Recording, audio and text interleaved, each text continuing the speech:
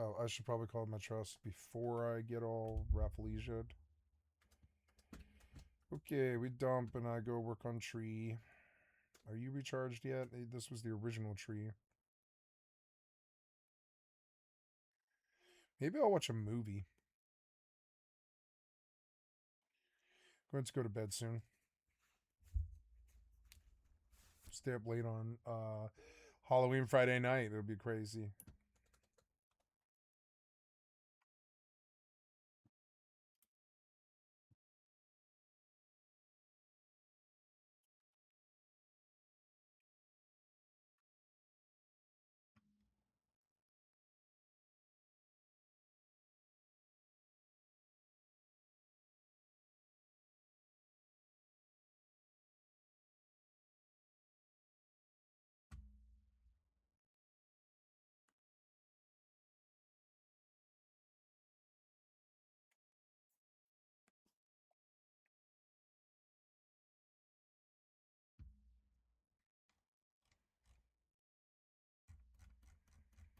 I don't know. Cop procedural. I'm not really in the fucking mood for it.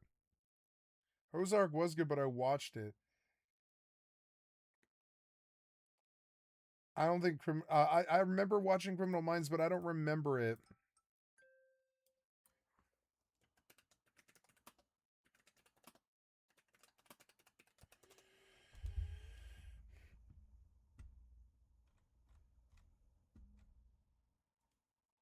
Yeah, it's like 22 minutes, but remind me about this show. I don't know. Always historicize. I don't want his introduction. Just go.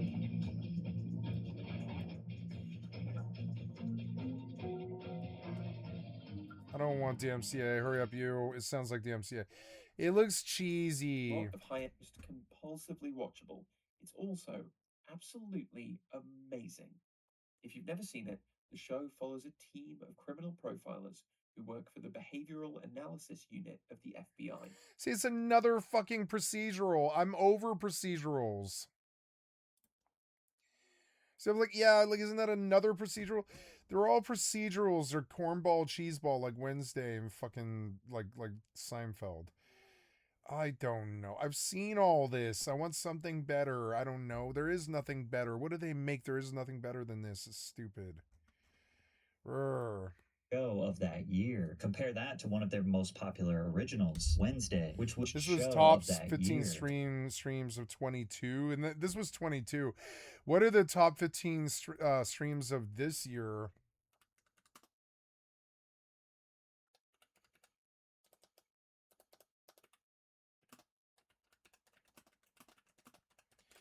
What are the contenders? The Summer I Turned Pretty, Gen V, and Fallout. Fucking Fallout.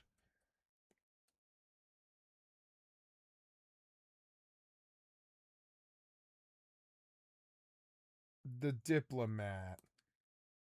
The Diplomat. Is that good? Let's hear about The Diplomat. I don't know.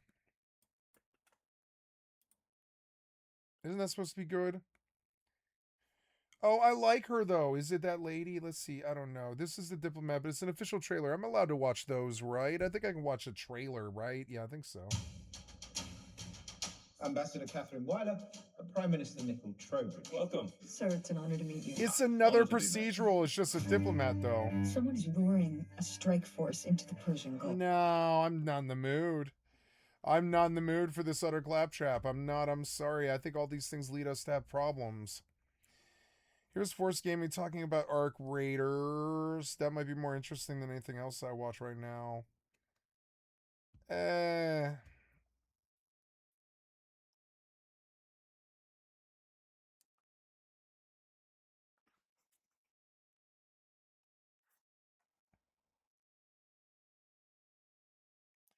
Let's well, I don't know. I have a whole bunch of stuff queued up though already, right? I think I do.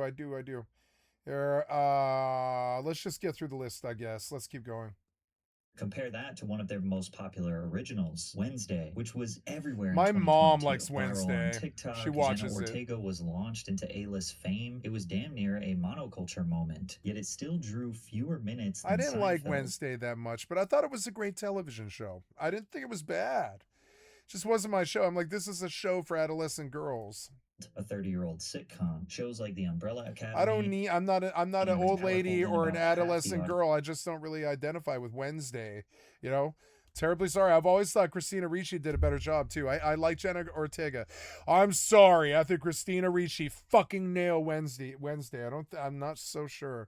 I watched like 3 episodes of Wednesday, and I was like, I don't know, with my mother, and I was like, I don't think so. I think Christina Ricci did better, and that's harsh. But I mean, I'm just, of course, because I'm a boomer. I do think that. Of course, I think that. I'm sure younger people are like, are you kidding me, Jenna Ortega?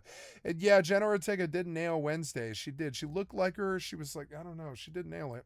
One step further, today's shows, but not as much as Christina Ricci. Movies are literally designed knowing that people are not all the way paying attention to them. Netflix has leaned into what's called the second screen era, where they assume that most viewers are watching TV while scrolling their phones. I think I want something more to eat. I don't know what. I guess I'll have some yogurt.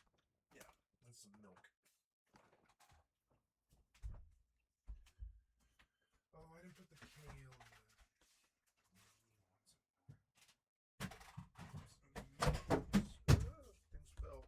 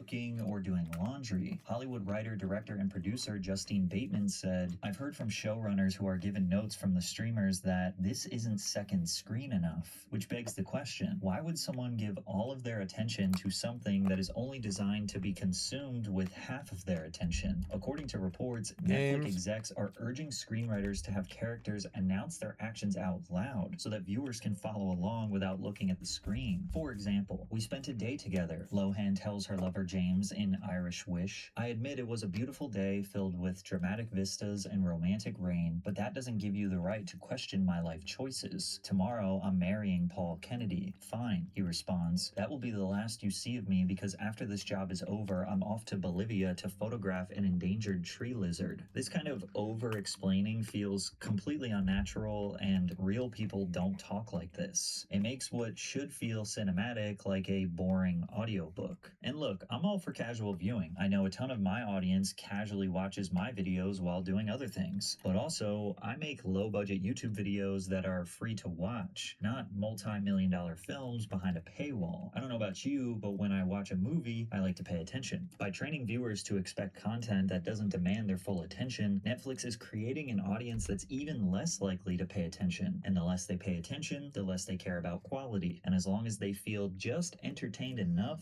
means they likely won't cancel their subscription. It's almost like they are conditioning the perfect audience who will barely pay attention to their content or their credit card bill so they can increase prices while lowering the quality for an audience who doesn't even notice. In the cable era, a show needed to be excellent to survive. Well, not forever actually. This started to die in the 2000s. Once cable became the dominant form of television in America, the few companies at the top could now take advantage of their market dominance. Cable prices climbed 40% 10% in just 6 years, jumping from about $34 in 2000 to $47 in 2006. Meanwhile, inflation only rose 14.3% in that same period. Cable companies such as Comcast, Spectrum, Dish, DirecTV, and Cox started bundling networks into giant packages with hundreds, sometimes thousands of channels. If you wanted to watch ESPN, you were March forced of the to Bastards. also buy Lifetime, QVC, the Golf Channel, MTV3, and whatever else they decided to shove into the bundle. You weren't allowed to just pick the 5 or 6 channels that you actually watched. And now, streaming companies are doing a similar tactic. They flood their platforms with new shows and movies you will never watch because adding volume creates the illusion of value, justifying their increasing price. Netflix alone released 589 new Netflix originals in 2024, just slightly over its 2023 total of 568. There can't possibly be nearly 600 Your new skill shows has increased. and movies worth watching every year, but it's all part of the bigger plan. Every year, Netflix originals slowly take up more of their catalog, and then they license less. In 2022, over Your skill 50% has of their increased. catalog was originals. Now, some of these originals are good. Ozark, Queen's Gambit, Beef are just a few off the top of my head, but the rest are mostly filler. They are watering down their product to save money instead of purchasing valuable shows, because licensing the movies and TV shows you actually want to watch cost a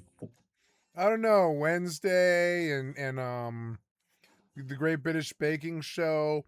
Not all their shows are bombs. fortune. In 2019, Netflix lost both Friends and The I think cable is dying. I think cable's dying and Netflix is killing it. Office, two classic, reliable sitcoms that were some of the most watched shows on their platform. After Warner Media I wish they would relaunch The Office and just let some new talent come in.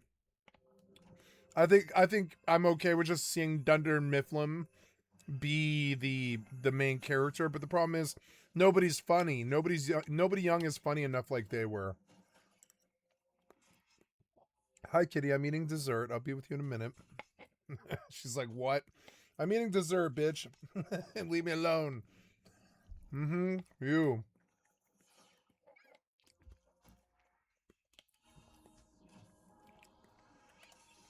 I went and killed the yogurt. Let me eat it.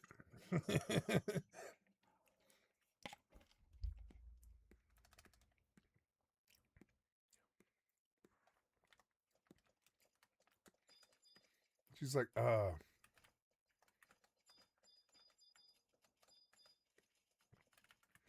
right, Rafflesia, bitch. Please don't kill me. Please don't kill me. Please don't kill me. Swing, damn it, swing. Ouch, 130 Your is a skill lot. has increased. Get to work, blind him.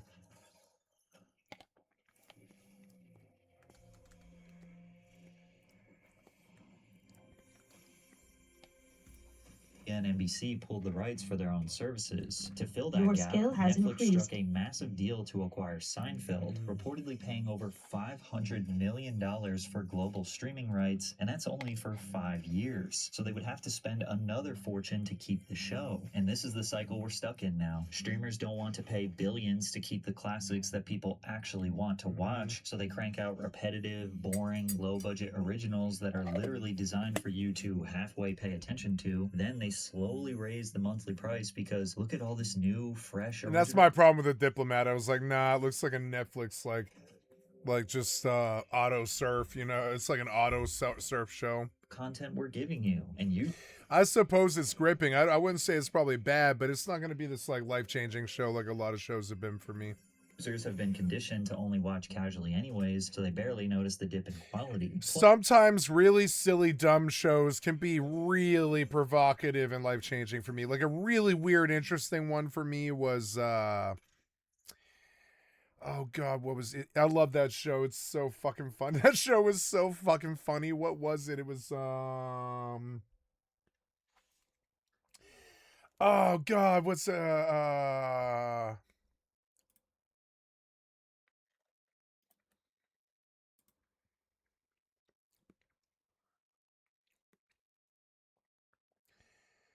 it was on Netflix and it was so funny, but I can't find it ever again. I'm gonna think of it someday. I can't think of it right now though. Damn it. Plus, that's only one streaming yogurt. service. Every company with a little bit of valuable IP started their own app, and they're doing the same exact system. So now, if you want a library of great shows and movies, you need to subscribe to... I remember the battle over Yellowstone when they realized that Yellowstone was good. The first couple of seasons were genuinely good. There was just this battle. Paramount wants it, and they all went went after it with knives. Multiple services. The average household actively uses around 4 streaming apps, and 8% even access 10 or more. That equals about $69 per month. Yeah, that's a lot. Yeah, and I do YouTube, and I do Netflix, and I do Prime. But those are the 3 I do. We've narrowed down a bit. My mom does, I think she does BritBox, I think, and then she does and then she does the 3 that I've got. But that's it. I think I think she does do Apple TV. She does Apple TV, so she does pay for five. Yeah, we're like a 5 stream household, which is just about the same price. And I swear to God, there's too much filler now, and it's just another way for the rich people to steal from us. Kitty, I am eating. This is not the appropriate time to get on me. Get off me, Kitty. Get off me. Damn it, Kitty. Get off me, Kitty. Damn it, Kitty, get off me. I am standing up right now. Get off me, Kitty. Get off me, Kitty.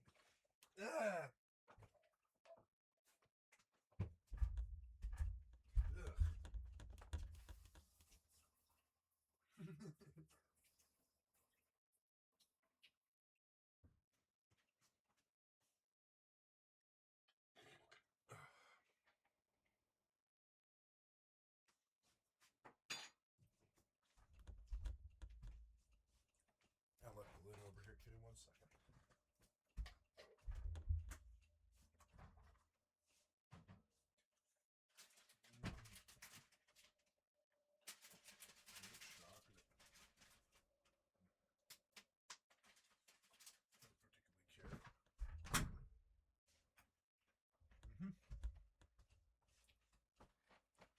I overate some chocolate on Halloween like everybody else in America, but not very much. I had I would say 2 chocolate bars.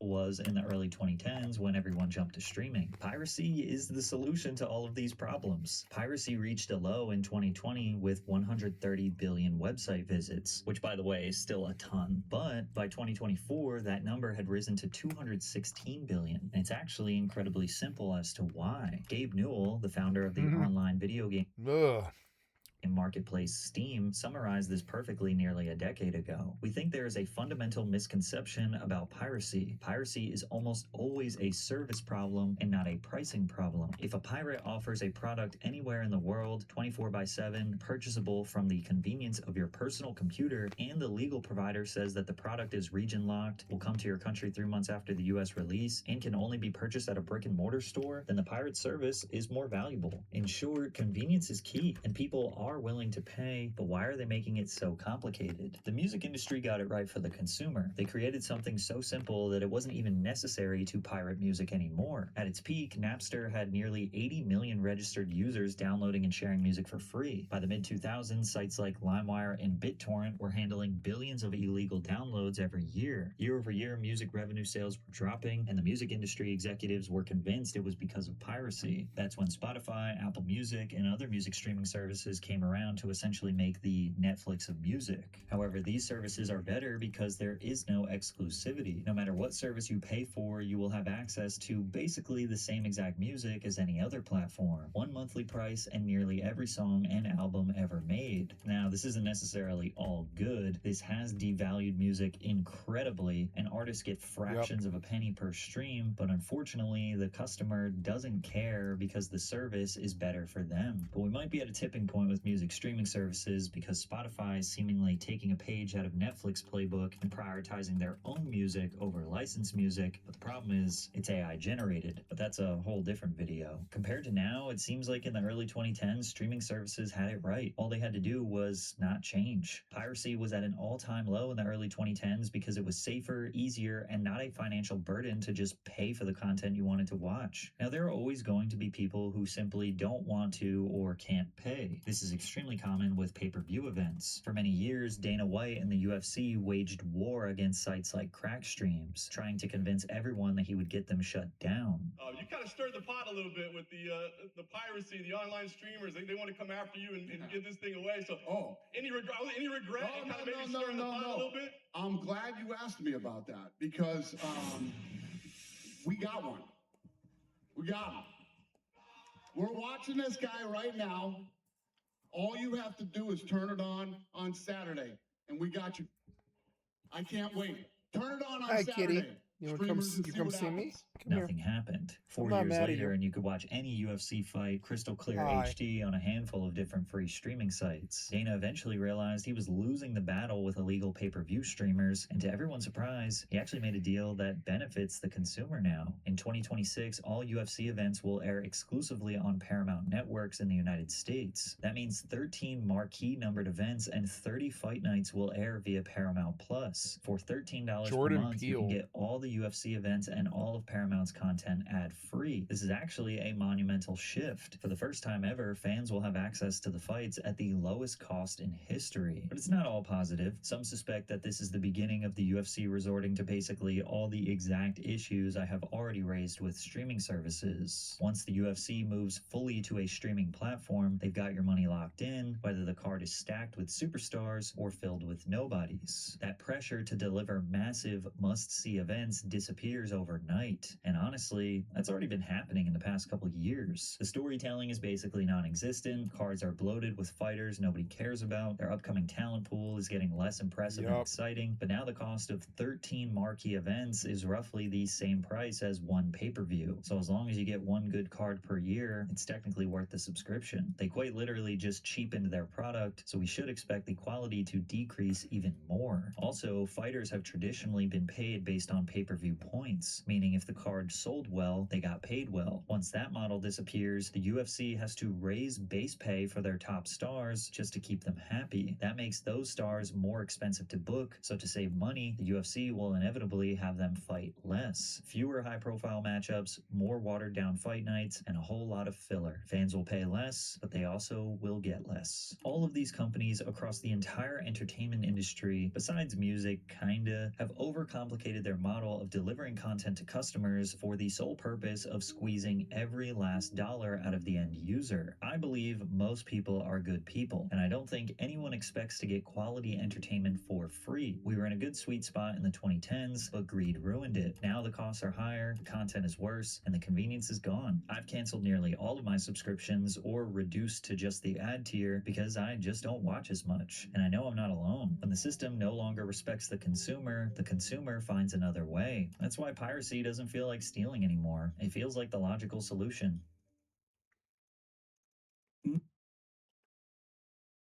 Nothing I said about Asmongold so far is something that he hasn't divulged himself.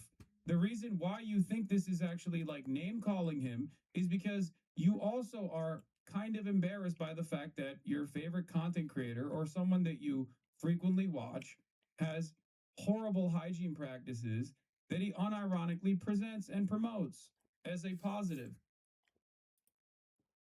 People spreading this video around. Apparently, Nick Fuentes, the prominent neo-Nazi Nick Fuentes, talked about how Trump should use force to crush his political opposition. I was going to cover the Nick Fuentes stuff later, but I guess this is directly related. Let's take a look at what Nick Fuentes said and then what Asmongold said. Maybe this is controversial, but they have to crush the other side. That's right. Oh, that's right. 100%. You have to, because you can do one of two things. You cannot challenge the left and let them do their thing. And then they're going to just run you over, and eventually when they get power, they're going to crush you. Or you can utterly confront them and defeat them. And destroy them completely. Destroy everything about them. Put the mayors in jail. Put the governors up on the Insurrection Act for sedition. Put all the people that were doing the shit in front of the detention centers put them in mandatory prison labor camps. Any of them that are violent, authorize the police officers to respond with violence to them. Immediately, completely shut it down. Bring in the military if you need to. Bring in the National Guard. Do whatever you need to do. Look and find out who's funding this. Take those people, charge them with incitement for terrorism, put them in Guantanamo Bay. Like, I'm talking about scorched earth, Old Testament. Get them out. This is just maximalist. His rage bait is so low ever. I know. I mean, what can you say? This is what a weak person does. Okay? When you're weak, you want the government to exercise power against those you have ordained as your enemies. Yep. That's it. That's it. And for the people who say, what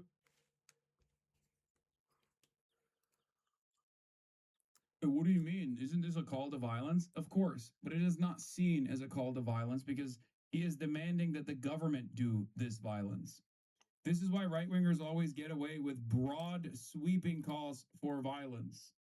Because they can just lean on the pre-existing structures of violence coming from the state and demand more of it. Okay? It's extra annoying because I know he stutters when he orders at a restaurant. Yeah. It is incredibly performative. This is a somewhat agoraphobic individual who is terrified of taking showers, talking a big game about like violently throwing into work camps, labor camps, gulags, the political opposition of the administrative state.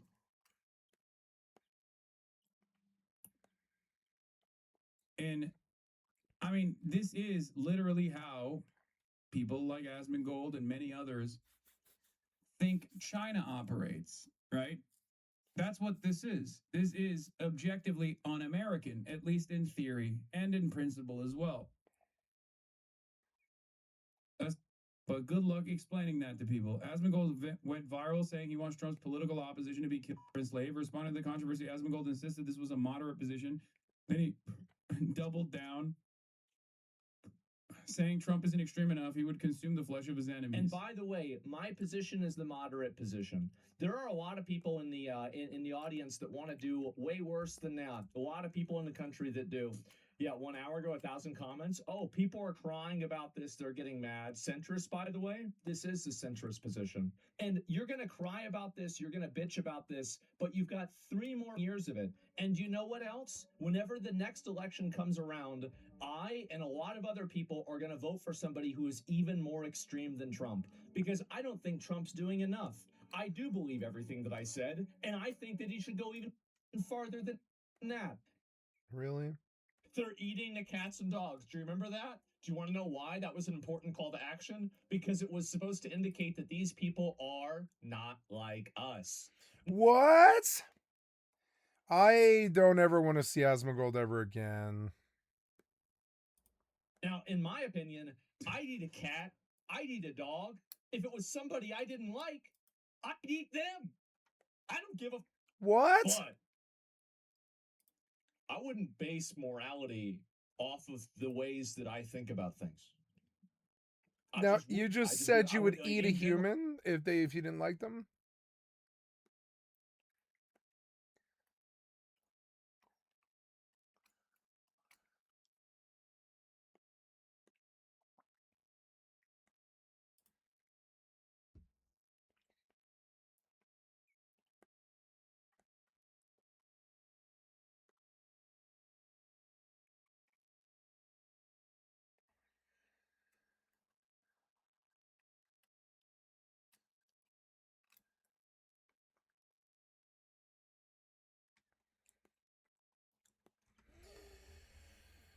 Can I watch this on some channel or something? 10 Cloverfield Lane. Watch.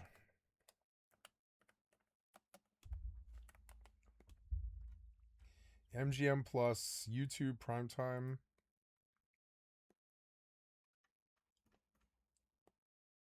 Try it free on MGM Plus. No. Oh, It's on Prime, is it? Okay, well, let's go see Prime Gaming. Maybe I just want Prime claim games. Oh, Kingdom Come Deliverance 2. Oh, wow. Kingdom Come Deliverance 2 is Amazon Luna? Wow, Kingdom Come Deliverance 2 is on the Amazon Luna. Wow. Maybe they'll get better.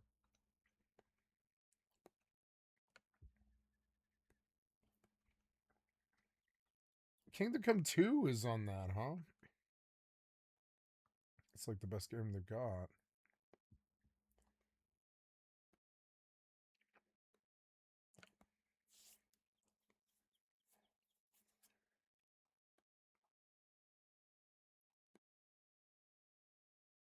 Hi, kitty. Just looking through their games. Oh, Resident Evil 2 is on Luna.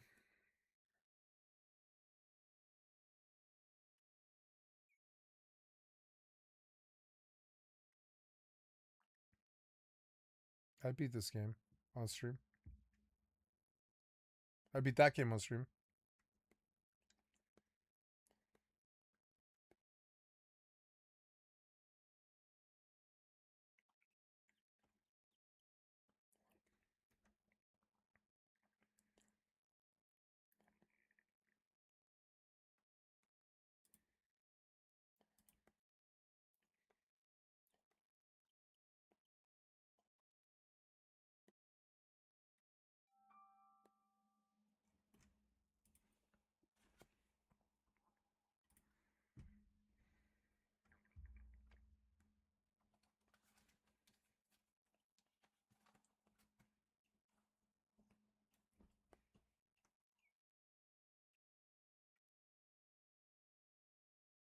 And that's all the games they've got.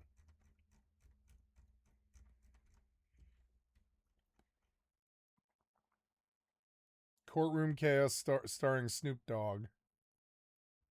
Oh no.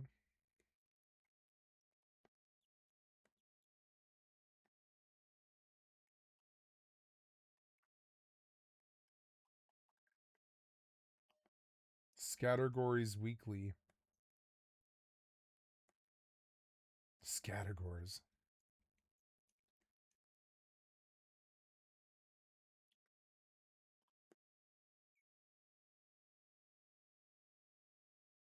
Garfield Kart 2.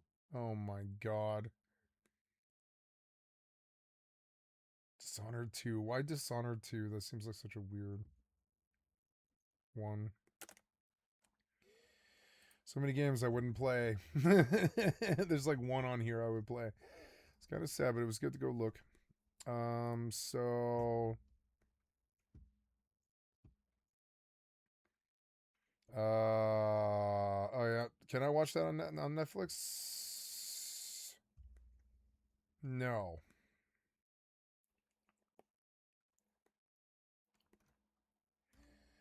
Let's go see what horror movies.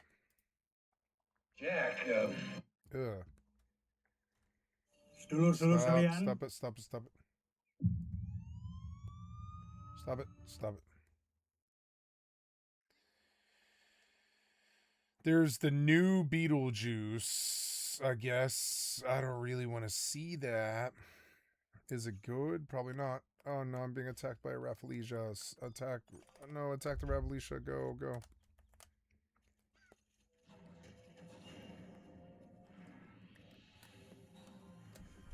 Thank you. We have a ghost. Escape room.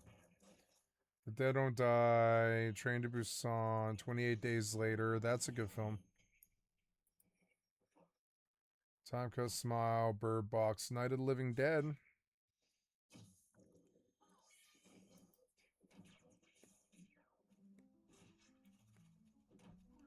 Ooh, so many stinkers that you couldn't pay me to watch. No.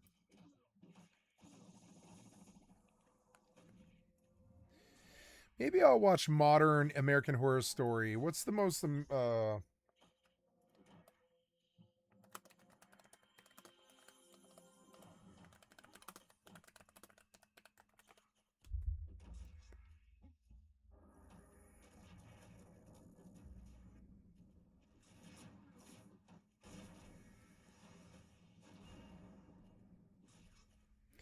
What season are they in now?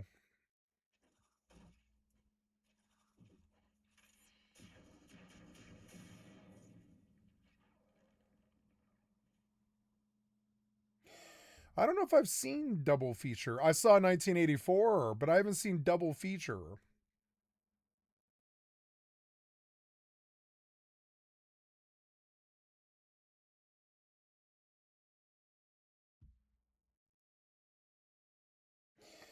No way. There's like 3 seasons I haven't fucking seen. Well, let's just catch up on that then. Double Feature. No, I think I did watch Double Feature. Did I watch Double Feature? No, I watched 1984. Yeah, and then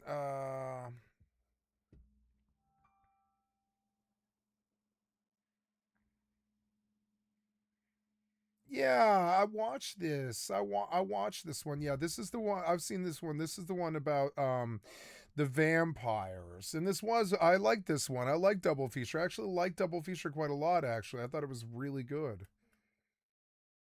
I have Double Feature. Maybe I should rewatch it again. That's season 10, I think. Yeah, maybe I'll watch that, huh? I'm going to go to bed now, guys. I'm terribly sorry. I'm exhausted. I'm going to go inside and go to bed. So it has been a long day. A lot of distractions. Had to go to the fucking dump today again, and I probably have to go back. And I don't have to go to tomorrow, but I'm probably going to have to go to the day after. It's so fucking annoying. And I'm going to stop now. I love you guys. Thank you so much. I'm going to stop this recording with the reminder that you've been watching Skycat Live. I'm a full-time variety gamer all day, every day. Put me on in the background. Click on the cast face to donate. At my website, skycat.live. Come to the Twitch or the YouTube. Give me a like, sub, or a follow. Thank you for hanging out with me today while I play some Rust and some Eve and some FFXI. And it was a good Thursday night. I'm gonna log Eve because I know I didn't die today, which was cool. I'm gonna log Mortal because I did die today, but not really like from an attack or anything. And there we go. And yeah. So let's log here and I'll come back in and I'll be ready to play. Claim, yeah, claim. Nice. She wants a good game. Nice. Yeah, thank you. I don't want to lose that. Yes, and yeah. Oops. Yeah, nice. Oh, Resident Evil Requiem is coming into pre-purchase. Ooh, might be good.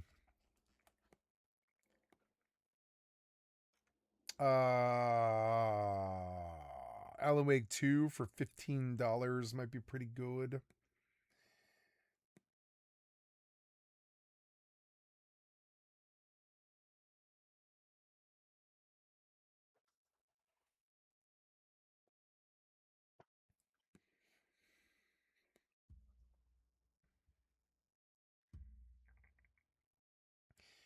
$15. Or I could just download it and have it forever.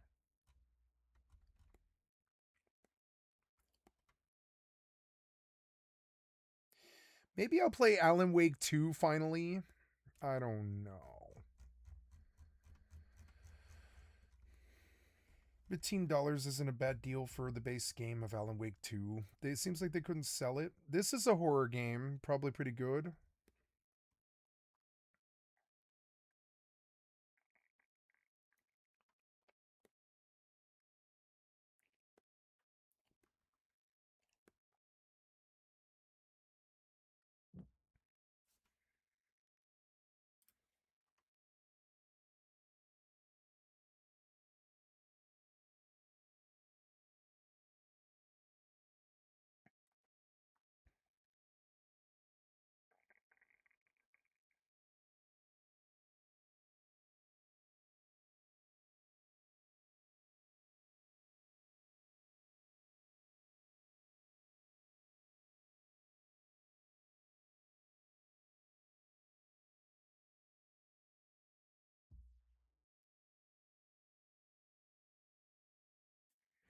Yeah, this was a good game, but